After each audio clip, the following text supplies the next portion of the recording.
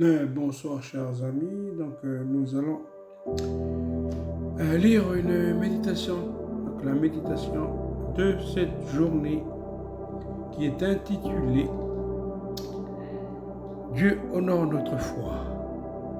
Et c'est basé sur le passage dans la Bible du livre de Josué, du chapitre 10, les versets 12 à 14, où il est dit: Alors Josué parla à l'Éternel le jour où l'Éternel livra les Amoréens aux enfants d'Israël, et il dit en présence d'Israël: Soleil, arrête-toi sur Gabaon, et toi, lune, sur la vallée d'Ajalon.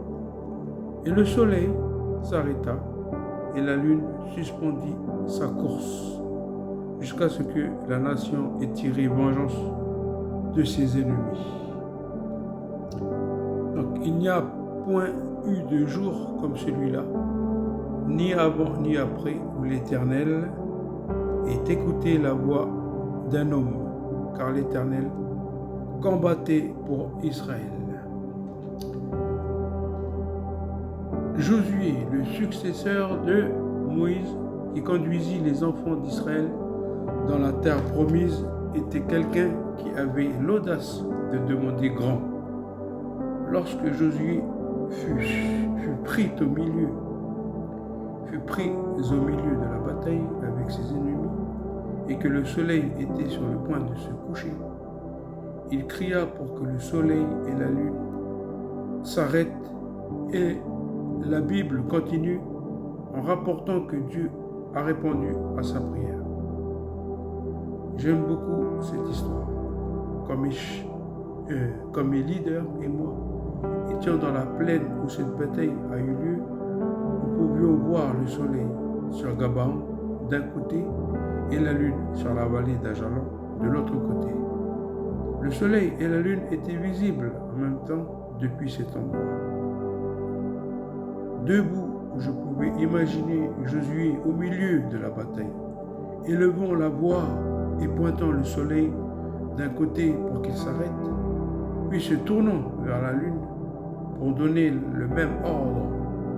Josué demandait à Dieu plus de lumière du jour parce que l'élan de la bataille était à leur avantage.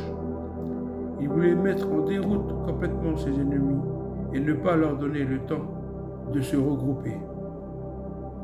Quand on pense qu'à la demande de Josué, c'était à la fois une demande audacieuse et inexacte, si vous aviez été attentif pendant nos cours de sciences à l'école, vous sauriez que c'est la Terre qui tourne autour du Soleil et non le Soleil autour de la Terre.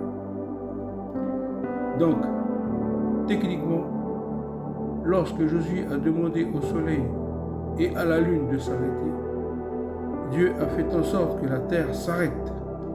La requête de Josué était scientifiquement inexacte, mais néanmoins, Dieu a honoré la foi audacieuse de Josué. Il a compris que Josué avait besoin de plus de lumière du jour, et il a fait en sorte que cela se produise.